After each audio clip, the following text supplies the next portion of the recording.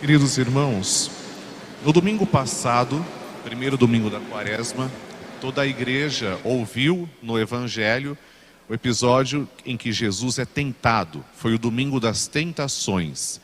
Agora, nós estamos diante do domingo da glória, do domingo em que o Senhor é glorificado. Aliás, ele sempre foi glorioso, mas agora ele se revela glorificado. Primeiro, o sofrimento, depois, a glória. Esses dois pilares, o sofrimento e a glorificação, é que sustentam todo o sentido da nossa vida. Sustentam, no primeiro momento, toda a Quaresma. Nós nos preparamos, fazemos penitência, abdicamos de muitas coisas, renunciamos também outras tantas para, com Cristo, alcançarmos a vitória da Páscoa. Tentação, sofrimento, morte e depois glorificação. Subir o monte, estar feliz, estar radiante. Essas duas realidades fazem parte da vida cristã a todo instante. Vamos compreender bem. Pedro, Tiago e João foram os privilegiados. Jesus tinha multidões que o seguiam. Das multidões, ele escolheu 72 discípulos. Dos 72 discípulos, ele tinha os 12 apóstolos. E ele vai levar para o alto da montanha, nesse episódio em particular, só 3. Somente aqueles 3 mais próximos. Pedro, Tiago e João, seu irmão. E ali diante dos olhos de Pedro, Tiago e João, acontece uma grande revelação. O primeiro aspecto que eu gostaria de esclarecer com vocês é que o episódio da transfiguração não é uma transformação de Jesus. Não tem nada a ver com a transformação. E sim uma revelação. Mas o que revela, padre? Revela como será Jesus depois da sua crucificação. É o Cristo glorioso que está ali diante deles. Mas por que Jesus fez isso? É muito simples. Os discípulos estavam desanimados porque tinham acabado de ouvir que Jesus seria morto, que Jesus sofreria muito, que seria rejeitado pelos filhos dos homens, pelo povo com o qual convivia. Jesus estava falando em morte, de sofrimento. Os discípulos do Senhor, até mesmo os mais próximos, Pedro, Tiago e João, começaram a não entender por que tanto sofrimento. E começaram também a desanimar. E é diante desse desânimo que Jesus escolhe esses 3, sobe a montanha com eles e ali é revelado. Para dar novo ânimo, para dizer que mesmo que eles enfrentem também perseguição na vida cristã, a glória final está guardada para eles. Mas também é curioso pensar que mesmo Pedro, Tiago e João, tendo visto o que aconteceu com o Senhor, viram a revelação do Senhor glorioso como Ele é, mesmo no momento, aliás, Pedro, que é o primeiro, lá no momento da paixão do Senhor, mesmo Pedro já tendo tido essa visão, Pedro desanima, mesmo sabendo que Jesus é de fato o Filho de Deus. Nas Sagradas Escrituras, o movimento de subir uma montanha está ligado sempre a uma revelação. Nós já partilhamos isso. E quando Jesus sobe essa montanha, também há uma revelação. Moisés e Elias são 2 elementos importantes na proclamação dessas leituras. Por quê? Moisés representa toda a lei. Toda a lei é ali em Moisés representada, porque Moisés, prestem atenção, Moisés também subiu o Monte Sinai. Também foi sobre uma montanha que Deus se revelou.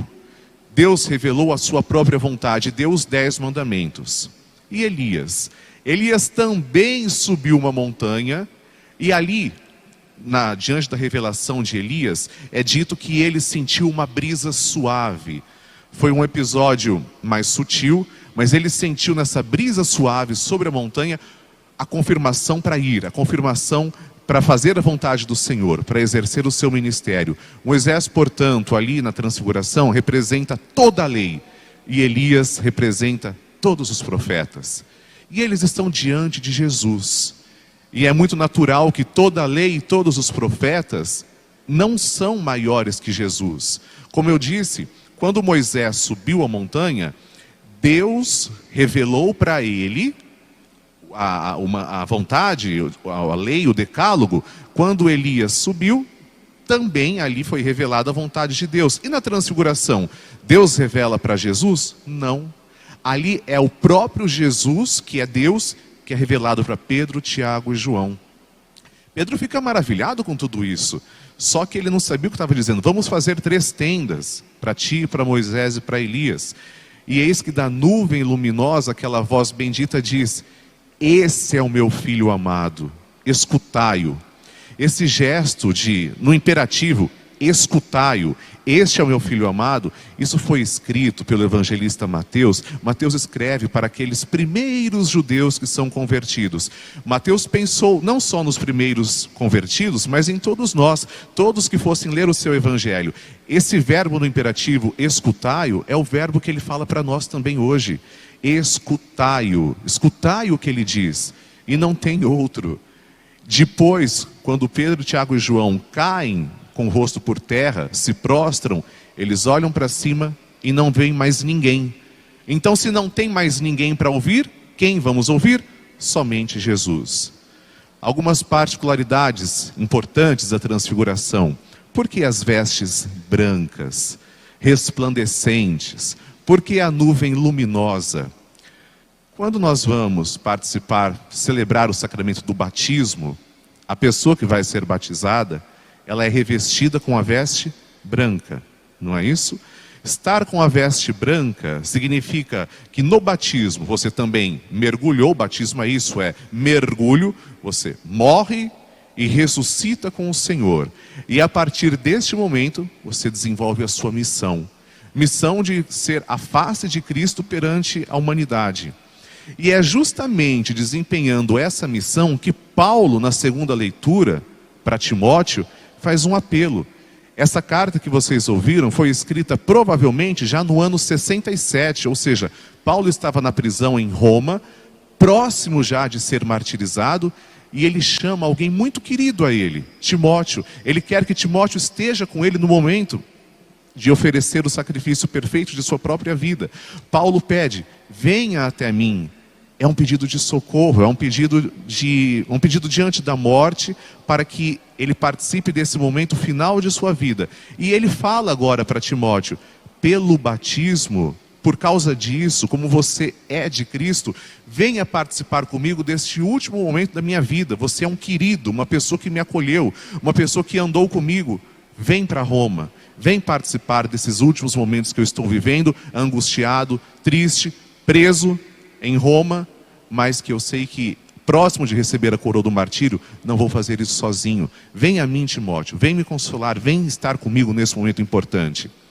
Abraão também, no começo chamado só de Abrão, Abrão também recebe um chamamento divino. Vejam, são 3 movimentos importantes que nós notamos no chamado divino. Primeiro deles é o próprio chamado. O chamado é imperativo. Vai. Deus está dizendo para Abraão: vai, e eu vou abençoar quem te abençoar, vou amaldiçoar quem te amaldiçoar. Ou seja, eu estou com você, eu não vou te abandonar. Coragem, vai ser o meu profeta. E Abraão, de fato, é o pai comum de todas as religiões semitas. Abraão foi. Esse é o primeiro momento. Segundo momento do chamado de Abraão: escutar o que Deus fala. Também na transfiguração, o que nós ouvimos? A palavra no imperativo: escutai o que ele diz. Escutar o que Jesus está dizendo. E o terceiro aspecto do chamado de Abraão é a mudança de vida.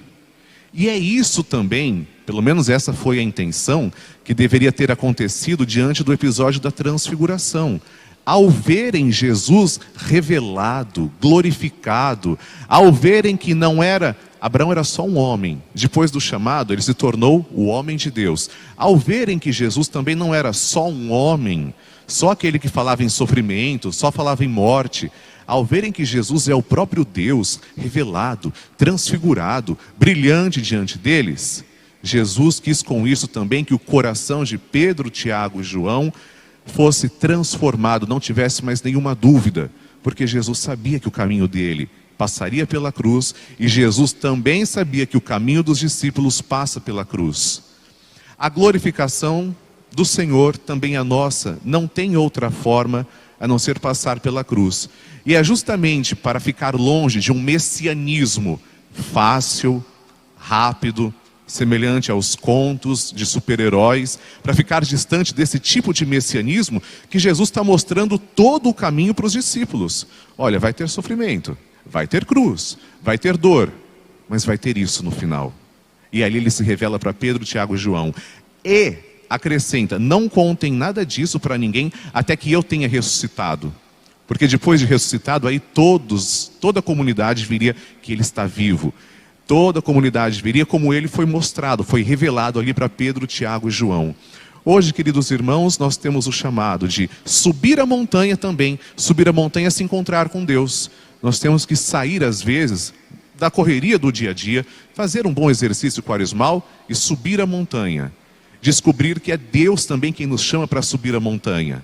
E depois de rezarmos, de estarmos com o Senhor, aí nós temos que descer a montanha, mas com o coração já transformado, com a força do Senhor, sabendo que Ele nos ama, sabendo que Ele caminha com a igreja está em constante missão. Ele é a cabeça e nós somos os membros. Subir a montanha, estar com Deus na montanha e depois descer a montanha para prosseguirmos a nossa vida, só que transformados, também transfigurados. Louvado seja nosso Senhor Jesus Cristo. Creio em Deus Pai Todo-Poderoso, Criador